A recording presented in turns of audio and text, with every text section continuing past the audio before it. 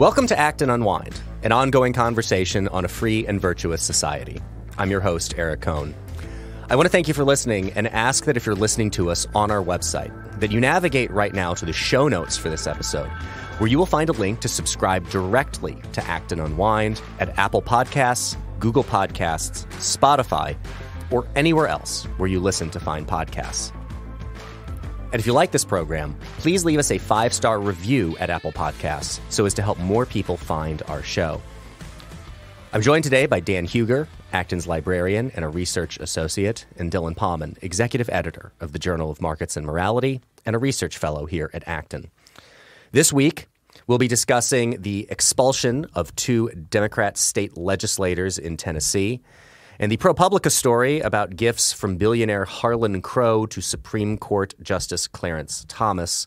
But first, let's go to the pages of the new issue of Religion and Liberty, our magazine that we publish quarterly. This is the spring 2023 edition, which is out now. If you are not already a subscriber, 2 recommendations for you. 1, go to our website, acton.org, where you will see the piece that we will be discussing today, revisiting the NatCon convention 1 year later, the title of the piece, National Conservatism 1 Year Later. And then scroll to where you're able to subscribe to Religion and Liberty. You can get a yearly subscription for $29.95, and we promise you, you will not regret it. If you really want this issue of the magazine, go find your local Barnes & Noble or Books A Million, because copies are all throughout the country at Barnes & Noble and Books A Million. If they're not at your local one, please ask that they start stocking Religion and Liberty. We're more than happy to make sure that they get copies to stock there. But I do want to discuss this piece, which revisits another piece from last year's edition of the magazine, our feature edition of the magazine on the National Conservatism movement, for which Dan Huger traveled to Orlando, Florida. No, not to go to Disney World, but to go to another amusement park of sorts, which was the National Conservatism 2 conference. This piece, following on the heels of NatCon 3, re-examines the national conservatism movement in the wake of that conference and where Dan sees that movement right now. So I'm just going to turn it over to Dan to tell us about the piece and your thoughts on the national conservatism movement 1 year after you profiled them for the magazine, our magazine Religion and Liberty. Go for it. So just when I thought I was out, they pull me back in. Although I think for good reason. Going to NatCon 2 in Orlando was really illuminating on sort of like an experience, getting a feel for what this movement is at an experiential level, seeing, what made that constituency excited, what motivated them, exploring some of those ideas. It was a very sort of worthwhile trip, but I walked away from it kind of struggling with exactly what this is. And I came up with a sort of tripartite examination in the first essay of what it is as a brand, what it is as a potential political coalition, and what it is as sort of an attitude. And so I gave a sort of phenomenological reading of the national conservative movement. Since then, many things have happened. I think the biggest change has been the mainstreaming of this movement. Now, there were, at NatCon 2, Senator Hawley spoke, Senator Cruz spoke, Senator Rubio spoke, now Senator Vance spoke. So there was definitely a constituency that was live, but you see that even more in this latest iteration at NatCon 3, where you had Governor DeSantis speak, who is arguably the most popular politician in the American conservative movement right now. When I wrote this piece, that was more true than it is now. There's since been an escalation in sort of at least at least rhetorically, from former President Trump.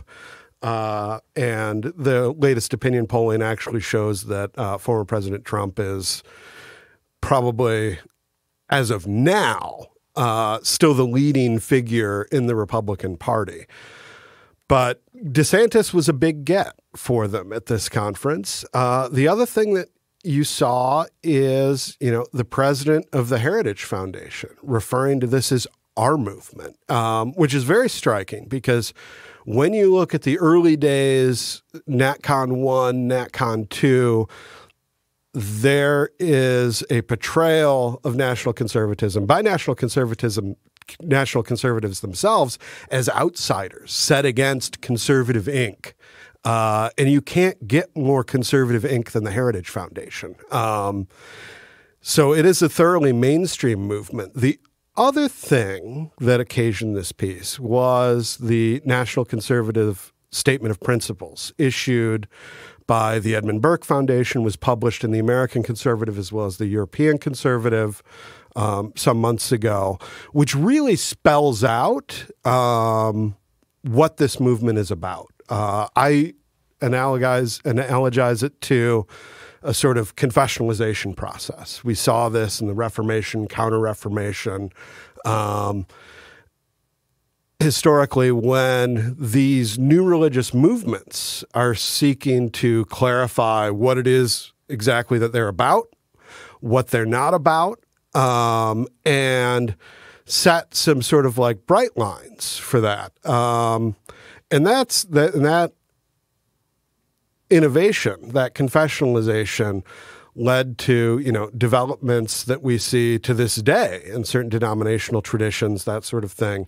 And I think that this is something that every sort of social movement goes through. And national conservatism is going through that now. And this statement is sort of that first volley into that world of confessionalization, which helps clarify, and hopefully that'll be an occasion for dialogue. But there's also a threat that will ossify a movement and kind of sap the energy out of that movement. And it'll be interesting to see how that plays out in the years to come.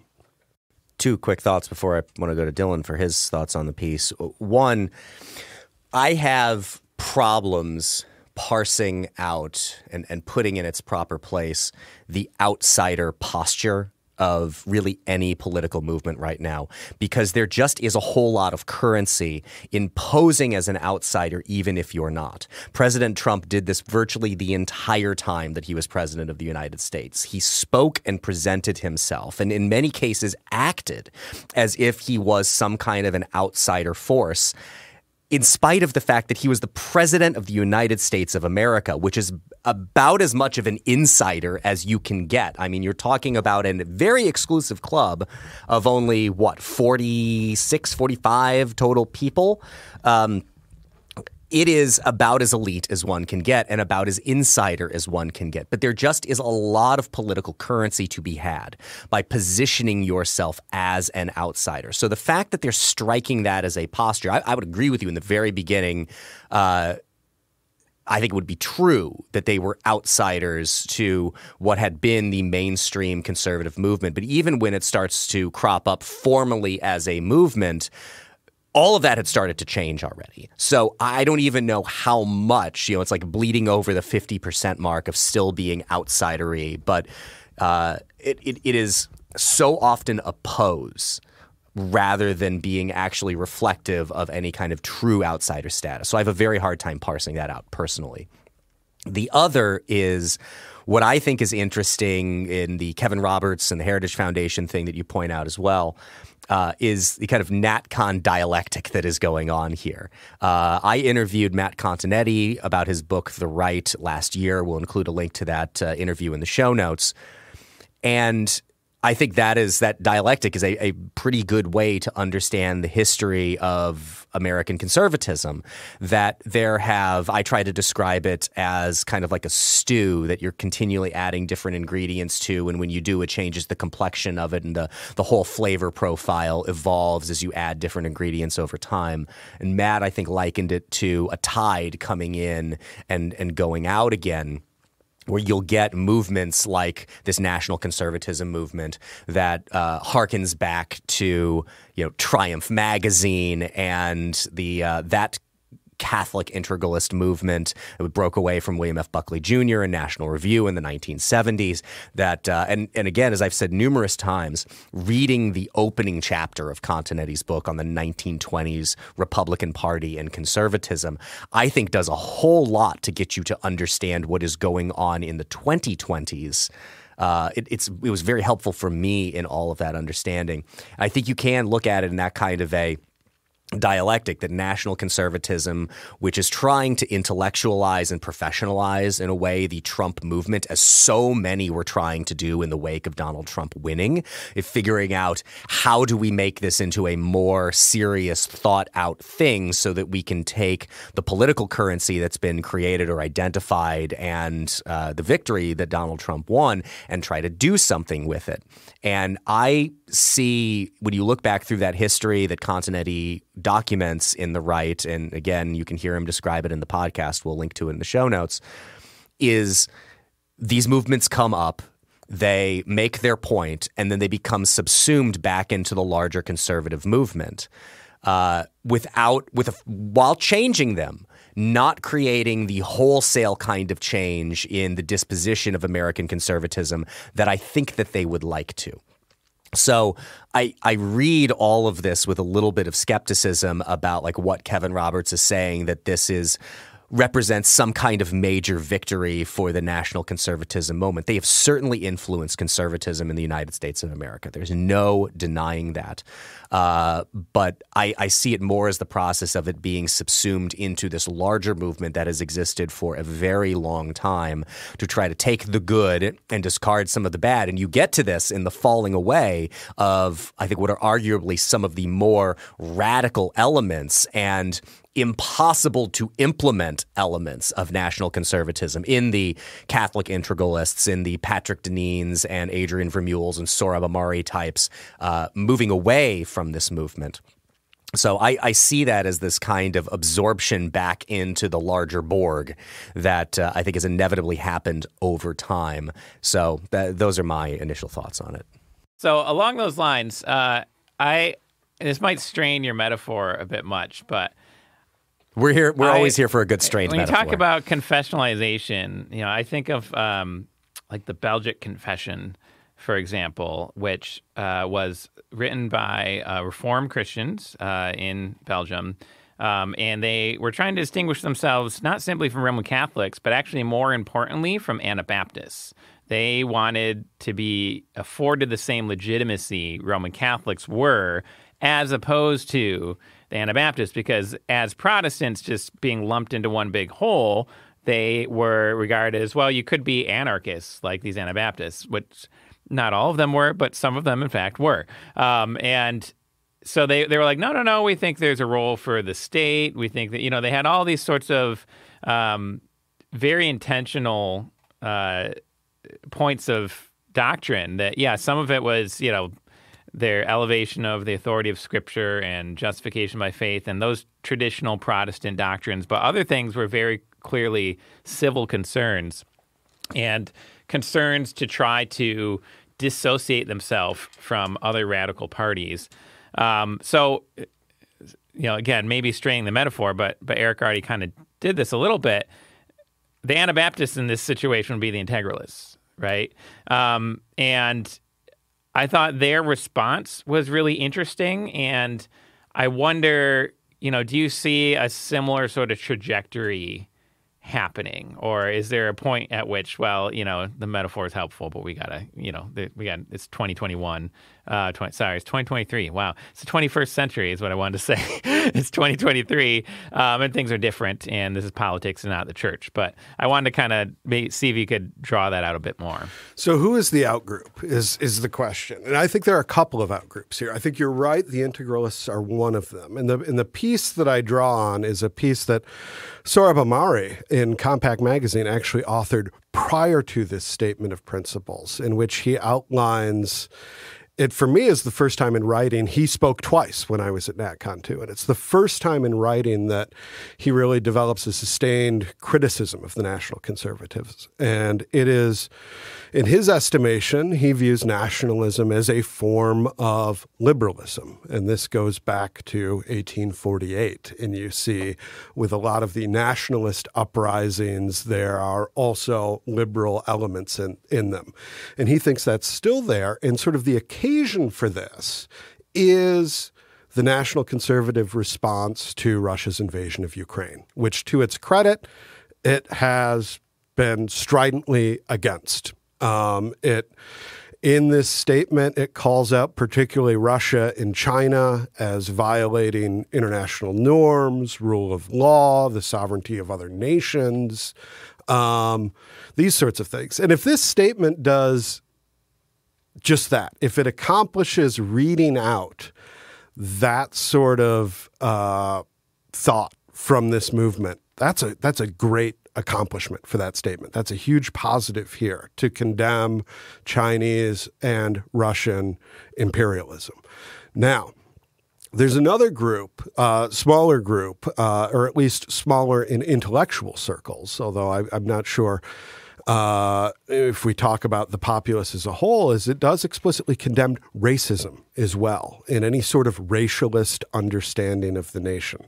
Now, this is complicated because etymologically, if you look at what a nation is, it is historically considered to be if not a race, an ethnic group. There has always been that component of national identity.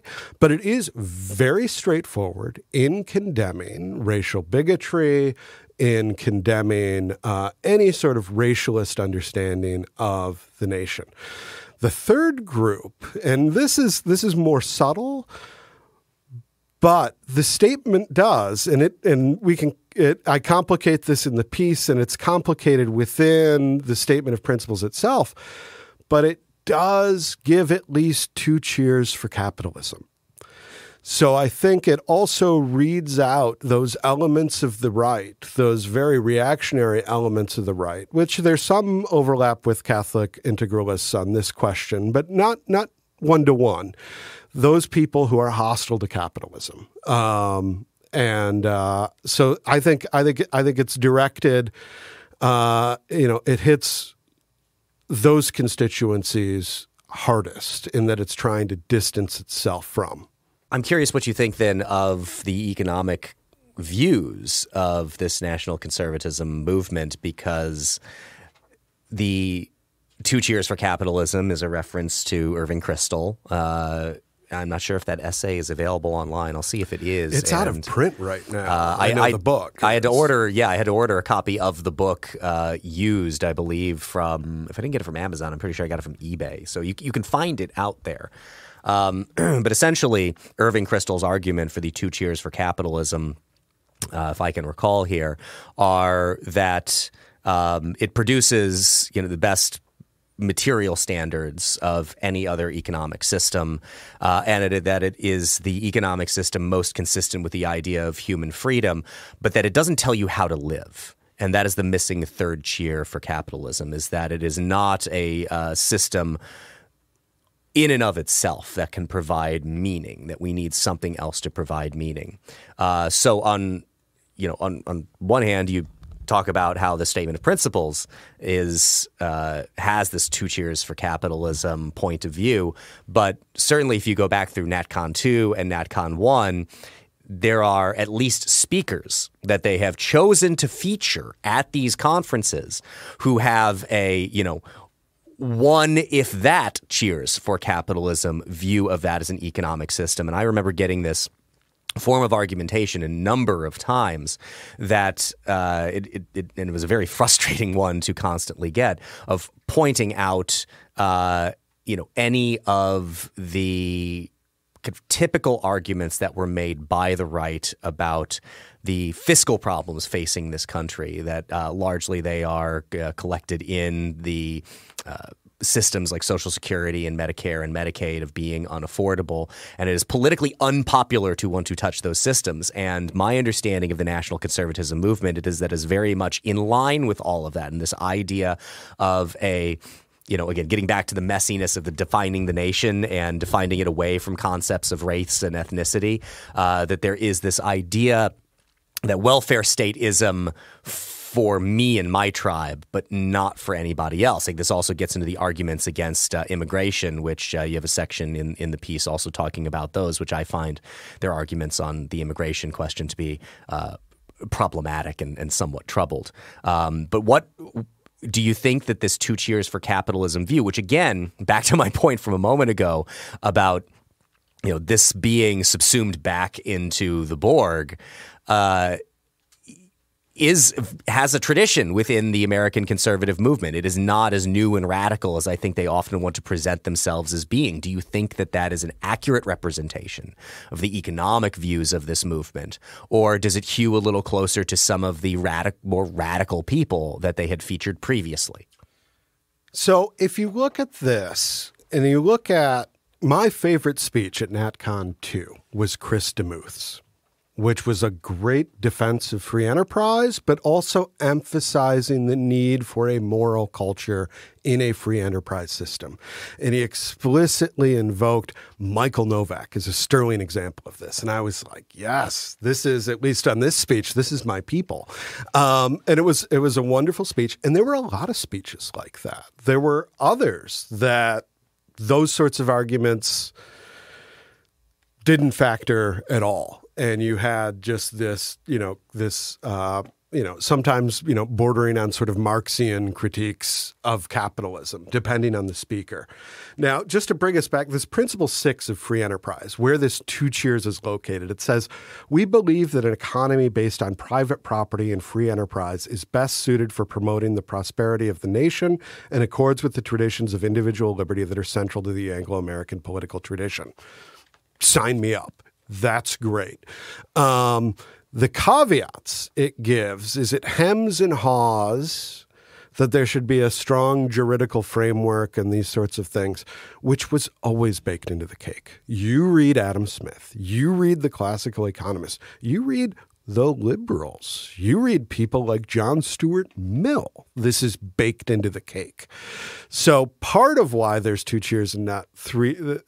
the first cheer is the principle. The second cheer is what I would count this caveat that has always existed. This has always already been included in that first cheer. And the notion that they're making some very innovative statement in this regard is simply not true. If you look at figures like, let's say, Murray Rothbard, who is somebody who thinks there certainly has to be rules, but doesn't think there necessarily needs to be the sort of juridical framework that somebody like Adam Smith, those folks have always been marginal in the American conservative movement. In fact, read out of the pages of National Review magazine very, very early on. Now, there is a strong segment of that in the libertarian movement, and there are interesting arguments to be had there, but that has always been part of the fusionist package, is this strong juridical framework. The last thing is there are, I guess, what I'd call vague references to sort of policy quackery. And this is particularly noted in their Principle 7 on public research, which recommends the deployment of sort of large-scale public resources on scientific and technological research. Now, these sorts of projects are ones that governments routinely have employed since, the 19th century. This is nothing new. Its record of success has been most charitably described as mixed, if not boondoggle-ish. But there's very little concrete in the way of concrete specifics. It's not arguing for these particular policies, but that there should be this general role for government in this. Now, this is something that, again, is pretty mainstream I think regrettably so. But this is something that every Republican administration since maybe the Coolidge administration has engaged in some way or another. This is something that, the left constantly makes these arguments for. We need to make these sort of investments in research. So that's where that third cheer is not, or where that absent third cheer is in these sort of policies. But again, they're very vague. They're not concrete. It's very easy. It would be easier to engage such suggestions if we had concrete policy recommendations. And to its credit, these sorts of statements aren't for that. This is a statement of principles, not a list of policy recommendations. But it seems to recommend very particular policy angles, and you see this with immigration as well. You see a general sort of concern with mass immigration, a concern with introducing, quote unquote, assimilationist policies, but no details as to what those are, what those affect, what those look like on the ground. And without that, it's very difficult. It's easy to talk about these things in generalities, but when the rubber hits the road, that's when a lot of these things get very, very difficult. Let me ask you this, which I think will dovetail into our next topic pretty well. I think one of the things that this movement has tried to capture from the Trump phenomenon, and I think it is important to point that out, that why are we having these conversations about national conservatism or nationalism really at all? It is because a successful politician who didn't really understand the term himself, but thought it sounded good because, as I pointed out numerous times, people think that Donald Trump is in the real estate business. If you're a real estate agent out there or in real estate at all, you think he's in your line of work. You are incorrect. He is in my line of work. He is in marketing. And he picked up this term that he thought sounded good without really understanding the implications of it. And it seeks to, as I said a few minutes ago, try to professionalize and intellectualize this kind of a movement. And I think a lot of it, to me, boils down to not as much, and this is, I think, why it's been difficult to intellectualize it and professionalize it, is because it is a very emotionally based movement. I think it always was. It was I think as Jonah Goldberg has said, it is not an ideological phenomenon, it's a psychological phenomenon. And to me, a lot of it is wrapped up in this idea of he fights, but he fights. Do you find that is still being was reflected, and is it still being reflected in this national conservatism movement? The idea that, we believe a lot of the same things that the previous generations of the conservative movement did. We're just going to be a whole lot more aggressive. We're going to stop being so nice about it. And we are just going to press forward and get the things that we want. All other concerns be damned. Yeah. I mean, there's a question, is this, Thucydides, recounts an episode of ancient Greek history where, there's a speech that says, the strong do what they can and the weak endure what they must. And, is this what Stephanie Slade refers to as a will to power conservatism? Is this something where it's just, we're going to stop being nice. We're going to take what's ours. The problem is there's been no demonstration that there is a political constituency for that. We've had, J.D. Vance is beyond the political constituency that had already been identified to exist. Yeah. There's no room to grow, or at least I would agree that I don't think there's much room to grow a political constituency based on the idea of, we're going to be meaner than the people who came before us. Yeah, and there's a fundamental politics is hard. Policy is hard.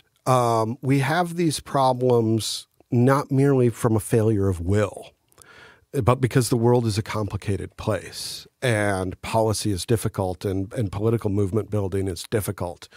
So, it's not, that matter of will is still there and is very central. But what you what you see when you look at this and you back up is you also see some examples of trying to take, I think, responsible leadership. So what my read on this whole movement is Donald Trump identified a political arbitrage opportunity. And it was the same political arbitrage opportunity that Pat Buchanan identified and tried to exploit in 1992. There was a constituency then. Pat Buchanan did very well in those primaries against a sitting Republican president. There is a constituency for this now. Donald Trump won an election based on this arbitrage opportunity. The question is there an intellectual arbitrage opportunity? And I think many in sort of the think tank class, the think tank journalist class of the right, thinks that there is an intellectual arbitrage opportunity here. And they've come together and they've tried to do a sort of repackaging, remix of the American conservative movement based on that instinct. I'm not sure there is. Now, there's been a mainstreaming of these views, again, among right-wing journalists, opinion makers, think tankers, sure. But is your median Donald Trump voter that was excited by the rhetoric and that political arbitrage opportunity equally as excited about these sort of sets of ideas? Or is there something in the former president's personality, way of presentation, the culture of the movement building, the sort of rallies, the sort of, there's all sorts of ingredients in this mix that aren't idea-centered. And there's no political movement that's wholly the product of ideas. It's part of its socialization, part of its community, part of it is, group signaling. There's all sorts of things involved here. And if there's not I don't think there's an intellectual arbitrage opportunity here. And you see this with Governor DeSantis, who started his career very early as a very normal conservative Republican and has now spoken at this conference. But I don't think Governor DeSantis needs these folks nearly as much as they need him. Because I think there's a sense of unease among the national conservative folks, or at least many of them, with President Trump. You saw this in the aftermath of January 6th when Yoram Hazony made a sort of statement on YouTube talking about how, you need to recognize elections and that real nationalists, when they lose, they go home, they regroup, and they try again. I don't know if that sort of interpretation of events is the same as the political constituency, or at least much of the political constituency of former President Trump. And I think there's a real disconnect between these two things. And I don't know, Senator Vance is an electoral success for this movement. This is somebody who is very much aligned, who was the last speaker in NatCon too, like a prime spot, won his Senate seat. You have other folks like Blake Masters, who was, I think gave a talk before NatCon 3, who did not succeed in Arizona, and in fact underperformed other Republican candidates there. Now, some of those Republican candidates were more traditional conservatives. Some of those Republican candidates that he underperformed were also more Donald Trump-style conservatives. So I don't think that arbitrage opportunity has been realized ultimately, despite the growing importance of this movement in the sort of right-wing journalistic, think tank, conservative movement apparatus. From a purely political perspective, it is worth also pointing out that while you're absolutely correct about Blake Masters not being successful in the Arizona Senate race, J.D. Vance was successful. He was elected in Ohio. J.D. Vance also underperformed against the standard of a very normie Republican, Mike DeWine, the governor of Ohio, who won very easily. And J.D. Vance, I believe, won by 3 or 4 points, which is a solid victory in a U.S. Senate race.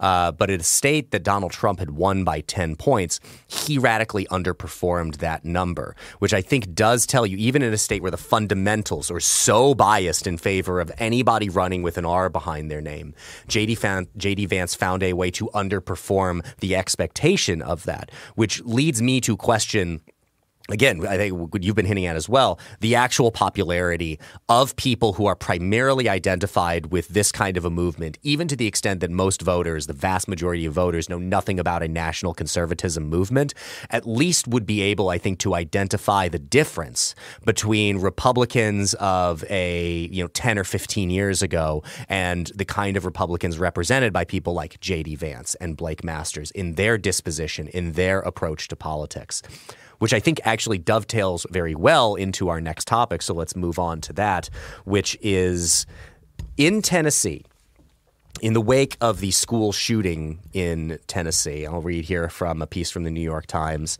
to summarize what is going on here. In the wake of a school shooting in Nashville that left 6 people dead, 3 Democratic lawmakers took to the floor of the Republican-controlled Tennessee House chamber last week to rally for stricter gun control. On Thursday, this is Thursday of last week, 2 of the lawmakers, Representatives Justin Jones and Justin Pearson, were expelled from the House, a dramatic act of political retribution. But the 3rd lawmaker, Representative Gloria Johnson, survived, shocking some Democrats. The chamber voted 65-30 to remove her, falling 1 vote short of the 2/3 majority needed in the 99-seat chamber. Hundreds of students, parents, and teachers have marched to the state capitol since the Covenant school shooting on March 27, and have held demonstrations at the Capitol to demand action by the legislature to toughen gun laws. Last Thursday, Representative Jones, Pearson, and Johnson, whose districts are in Nashville, Knoxville, and Memphis, the state's 3 largest cities, interrupted the legislature by chanting "No action, no peace" on the House floor. Legislative proceedings were forced to a halt. So as the piece notes, 2 of these lawmakers, who we should note of the 3, the 2 lawmakers that were expelled were black. The one that was not was a white woman. And I think, if you'll allow me just for a moment to put my political consultant hat back on from my previous career, the optics of this are obviously terrible. That 3 people who engaged in essentially the same behavior, one, I think we should get to the prudential question of expelling members of a legislature over something like this. Expelling the 2 young black legislators and leaving the 1 older white woman just doesn't look good, even if that's not the intention, even if it had absolutely nothing to do with race. And I actually think that there's a pretty colorable argument it had absolutely nothing to do with race, because the woman who was spared by 1 vote apologized. The other 2 did not. You can explain away that 1 vote that was lacking by the fact that she offered an apology, whatever. Kind of is what it is. But to me, this is in line with the question that I asked you, Dan, which is about the posture of this new conservative movement that I don't think would have done this kind of thing 10 years ago. I don't think you would have seen something like this. I think it is representative of that kind of more aggressive, we don't care viewpoint of a strain of lawmakers on the right who have adopted this posture that we're just not going to take any of this stuff. And I want to be clear, I don't like what these 3 Democrats in Tennessee did. This is one of my great frustrations with a very Yuval Levin point about the way that people within institutions operate.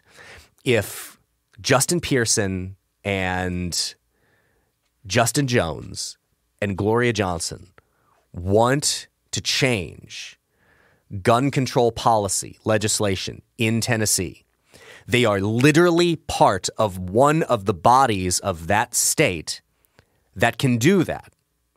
They don't have enough votes. So go out there, campaign, try to elect enough people, if you think this is a politically salient enough issue, which it seems that they do, get more people elected that agree with you, and then change the policy. I do not like this kind of, we're going to interrupt with bullhorns in a legislature. And again, act like we're outsiders. Act like we are not people in a position to affect legislative change. But the question of whether this, as retribution for that, was necessary seems to be, at minimum, a political mistake, if not a mistake of many other categories as well. The French literary critic Émile Faguet described democracy as a cult of incompetence because you have the people least qualified for a job all claiming sovereignty to do it, right? No one needs any sort of qualifications or degree to get elected in a democracy, in a direct democracy. Now, we don't, of course, have a direct democracy, but the more local you get, the more direct it gets. But, we could even go back and look at our previous president of the United States. Once again, no political experience, got elected president. It can happen. And so you have people that, I agree. I mean, I think this is really imprudent of them. I think they care about their cause. Not only do you try to get more representatives elected who are sympathetic to it, but you should compromise. I mean, politics is the art of compromise. You should find ways that, okay, we'll vote for your whatever bill, but we want, some kind of a rider that gives us this marginal, thing that we can say, okay, yeah, we didn't have the votes to completely overhaul our gun laws, but we did improve them because of our work in the legislature. And that's why, we need to be reelected. That's why we need more people like us in office. Then you start to make that case. And you can build some kind of momentum there. And instead, they made a show to try to either go viral, and I mean, they did go viral, and to get, media attention, to get, populist angst riled up. But what did it accomplish? Well, they got expelled, which is not good. It's also not good, as you mentioned, because it's equally extreme of a measure. It's a bunch of people, instead of saying, okay, how do we integrate these people into the legislature, saying, here's our chance to also go viral and to score some points for our team. And this is what happens when we over-politicize everything, when we over-partisan everything, instead of actually dealing with the issues, really serious issues that people have genuinely good reasons to care about, whatever their policy preference. Trying to prevent the next school shooting is a very admirable thing. That's something that I would hope our legislatures will find ways across our states, perhaps even on a national level, to work together to find a solution that will at least make some marginal improvements. But instead, we have people wanting to score points for the sake of popularity, maybe for the sake of their own reelection, although in this case, if you get expelled, you really need to get reelected because they're going to have a special election. Yeah. I did want to note real quick here, again, from this New York Times explainer, which I think helps add some context, what would happen to the vacated seats. Special elections would be held to fill the seats of the expelled lawmakers. Mr. Jones and Mr. Pearson will be able to run again in these elections and be reelected to their seats. Local governing bodies in each district can appoint temporary representatives who could even be the expelled lawmakers themselves to hold the seats until the special elections are held. Multiple members of the Metropolitan Council, which oversees Nashville, have pledged to nominate Mr. Jones to his seat as a temporary appointee. So again, just to emphasize the pointlessness and the futility of all of it, is what they did is they took these two people who were kind of minor political celebrities to start with for the actions that they took. They elevated them to major political celebrities because they were interviewed on absolutely every cable news station and every left-wing publication that exists out there. They immediately became the center of attention. And they're going to achieve in expelling them for probably a couple of weeks until both of them are probably appointed as temporary lawmakers, until such time as a special election can be held, at which time, I will promise you, these people who probably won 80% of their districts are going to win 95% of their districts on their way to being reelected and returned to the state legislature. I don't get the point here. There are duties associated with being a legislative body. And one of those duties is coming up with some sense of rules and order for that body and finding out how to police those rules. This does not seem like a pragmatic way to police those rules.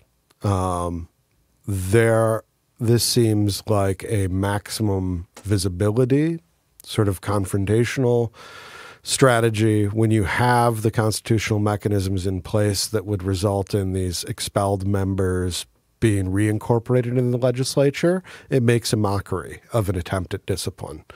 And you need to be aware of that institutional context to try to govern a body. And when you don't take that into account, when this is about, because this is about creating an image on both sides by both those legislators that acted out of turn, brought disorder to the body, and by those expelling those members, when that expulsion, we have very good reason to believe, will be ineffective as a means of discipline. And if the goal is to bring some semblance of order and rules to the body, this doesn't do that. This raises the stakes. This does not create a situation in which the Tennessee legislature can get back to the business of deliberating and doing what they're elected to do. This extends the distraction and compromises the legislative work of the body going forward. Now, you have a very, very tough problem when you have a state like Tennessee, where you have a supermajority held by one of the parties. And this is not unique to Tennessee. There are many states in the union, both controlled by Democrats and Republicans, where such majorities exist. And as a result, those incentives to foster the sort of cooperation that Dylan would like to see don't exist. Because the reality of it is these members will not play a part in any gun control legislation in Tennessee. Their position is too out of the mainstream of the Tennessee voter. It is too out of the mainstream of their legislative body, and they have every interest in it being so, because their particular constituencies reflect that. So when I was thinking about this, I was thinking about how, you had somebody like, Senator Al Gore from Tennessee before he was vice president. This was not always the case. And this is not always the case. You had, Mitt Romney was governor of Massachusetts at one time before he was senator from Utah. And there is an interest that I think all state parties need to realize is that they need to position themselves in a way that they are competitive in whatever state they're in, because that's the only way that they can do their jobs. And I think a lot of these folks are hostage to national organizations. We have created a situation in the United States where on a national election basis, things are probably tighter than they've ever been. The notion that you could get the sort of margins that a Richard Nixon could get, to call back to last week, or that Franklin Roosevelt could get, are impossible in this country today. So what we have is a very competitive national system, but very uncompetitive state legislatures. There's been a sort of sorting of the parties, and when those state parties are marginal and they exist basically to echo the national parties, that marginalizes those parties in those subnational communities. And all of these people want a national profile. A lot of these people, they may be interested in being a state legislature as, that's the next rung on the ladder, but they've got higher ambitions than that. And that incentivizes this sort of grandstanding that then creates a national constituency for them and creates access to that next rung of the ladder. And those incentives are just terrible.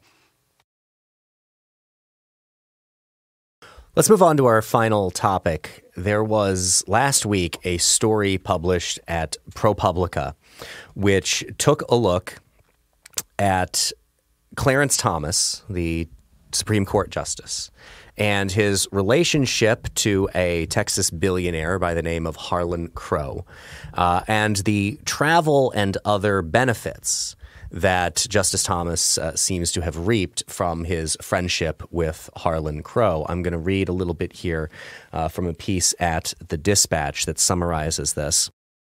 A ProPublica investigation into hospitality and gifts Supreme Court Justice Clarence Thomas received from a Texas billionaire has reignited congressional debate over ethics rules for the court. Based on flight records, interviews with yacht staff, those must have been great, and other granular reporting, the story details more than a two-decade relationship between Thomas and Harlan Crow, a real estate magnate and Republican donor. Thomas has taken flights on Crow's private jet, vacationed on his yacht, and traveled to Crow's properties. But Thomas hasn't revealed most of these trips in his financial disclosures, despite a 1978 law that requires justices and other public officials to disclose most gifts annually. Until last month, Thomas may have been able to argue the gifts and travel fell under a personal hospitality exemption to the disclosure law, but the Supreme Court has released new guidelines specifying free trips and air travel need to be disclosed. So I looked at this piece and I thought that last part there was the most glaring part of it. If you read the ProPublica piece,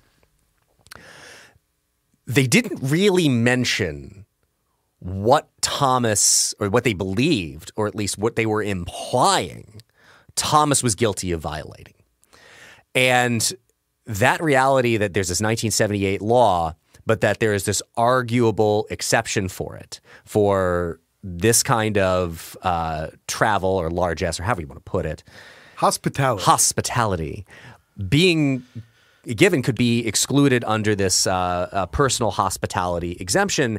If you think, anybody who's filed any kind of forms with the United States government always knows that there's that line between the how much you want to disclose versus how much you think you're legally bound to disclose.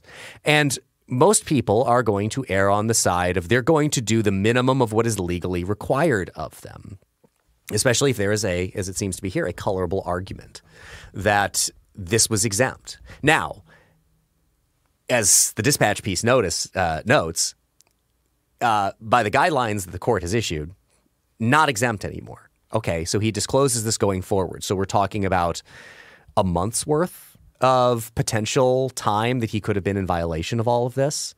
Okay. The part that I don't understand as well is, what are they alleging here? Now, if you're familiar with Justice Thomas has been more than happy to stake out positions, often in his dissents, that are incredibly unpopular. I find it hard to believe, as somebody who follows the court reasonably closely, that this was supposed to influence Justice Thomas's rulings.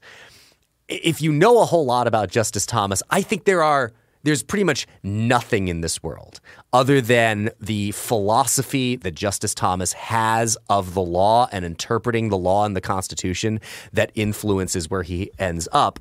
Again, owing to the fact that he is more than happy to stake out very unpopular positions on the court. So Crow has never had a case before the court. And this is the part that was also just glaringly absent from this ProPublica piece to me, is what is the nefarious influence? What is the corruption here? What do we think that Thomas is doing to benefit Harlan Crow? And that is a question that is never answered. And I'll say one final thing before turning it over to both of you. I think you can tell how, I don't want to say unserious, because I do think this is the kind of thing that would benefit from having been disclosed all along. There's a great point to be made about the appearance of impropriety. Not just impropriety, but avoiding the appearance of impropriety and accepting hospitality like this from somebody that wealthy and that influential certainly can create an appearance of impropriety. I will cede that point there.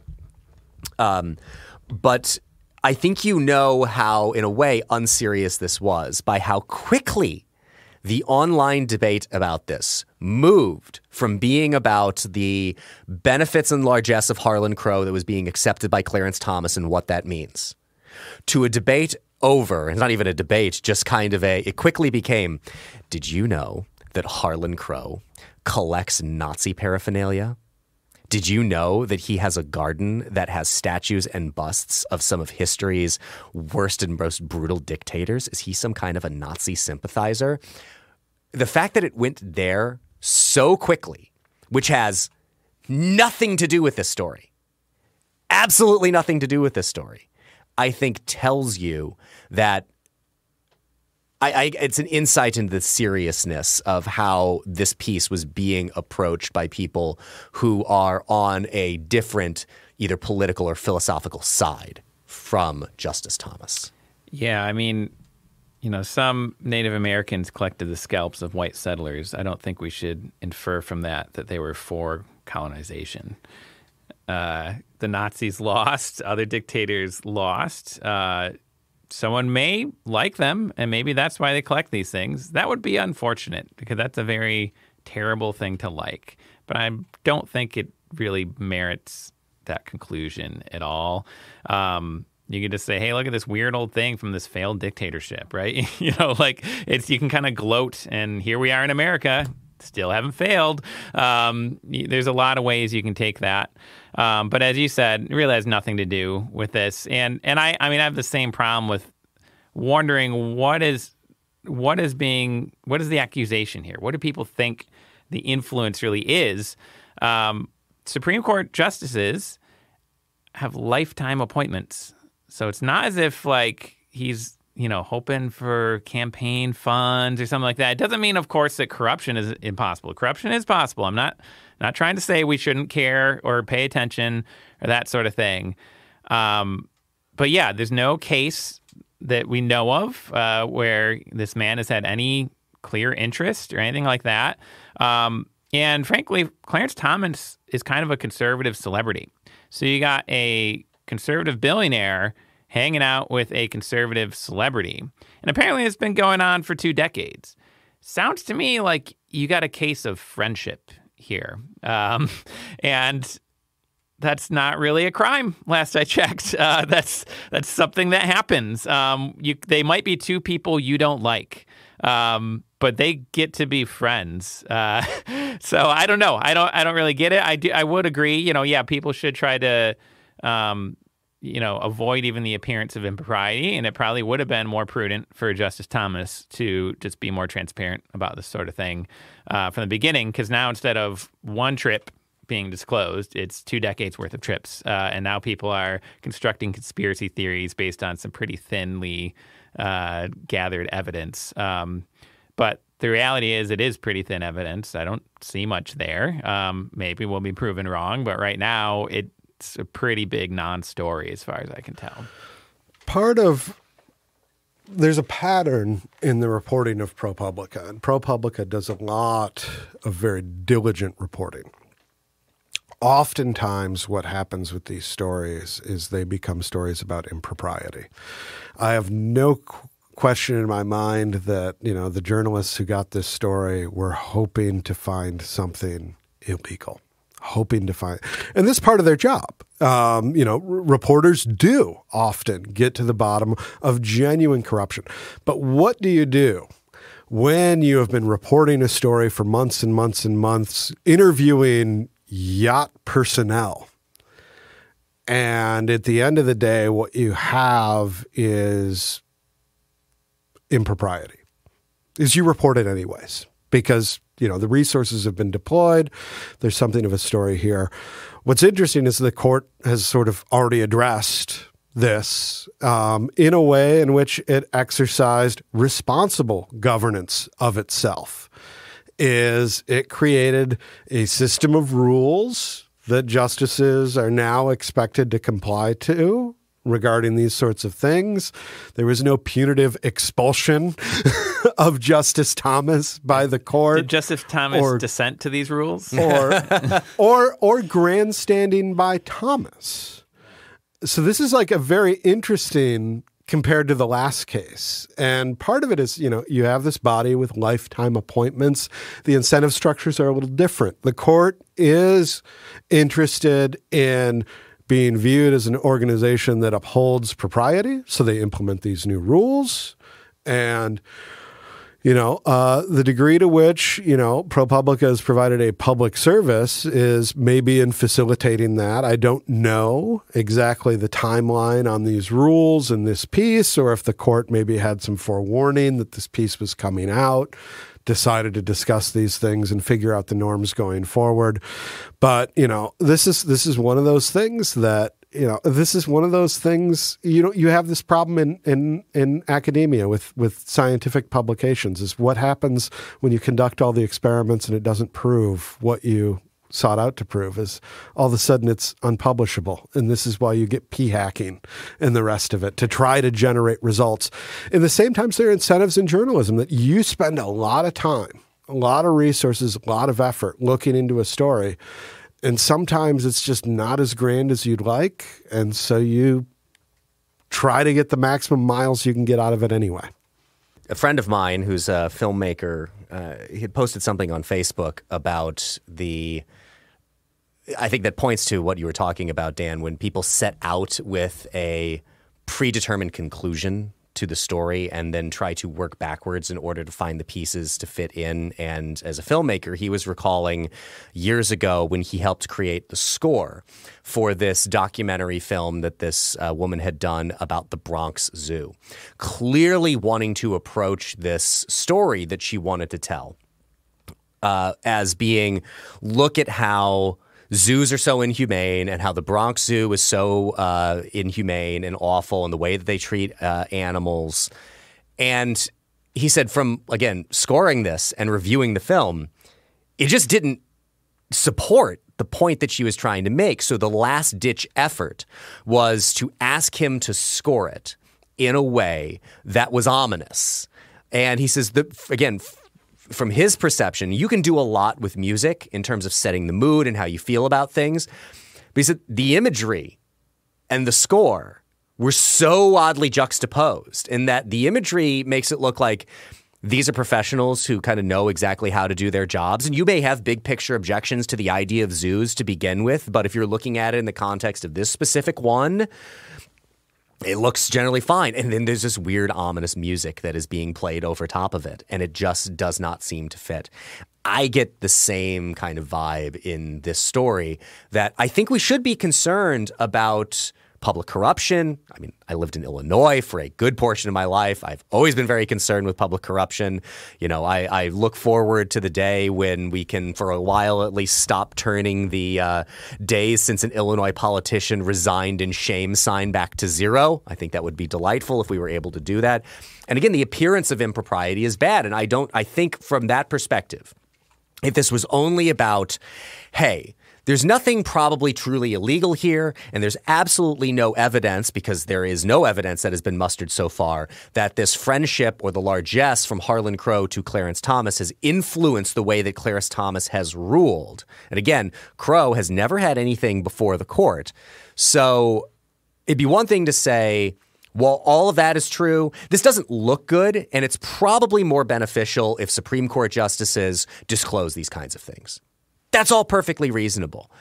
But it has this ominous soundtrack that is layered on top of it so that you're supposed to think that this is more bad than it actually is. And I just, at this point, don't see the evidence that that's the case. Let's call it a wrap there.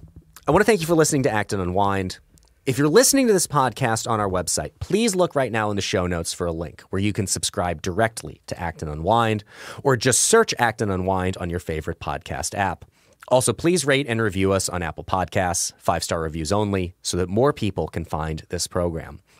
And again, while you're looking in the show notes for those links, you can also look for a link to Dan Huger's piece, National Conservatism 1 Year Later, that we discussed earlier, and a link to where you can subscribe to Religion and Liberty. Again, $29.99 will get you a year's subscription. That would get you the next issue that is coming out, not the current one from which Dan's piece we were discussing today. But if you're looking for that issue, go and check out your local Barnes & Noble or Books A Million and see if they have it there. If they don't, request that they start stocking issues of Religion and Liberty. We would love to see that publication in more Barnes & Nobles and more Books A Million all around the country. Thanks to Dan. Thanks to Dylan for the Acton Institute. I'm Eric Cohn. We'll see you next week.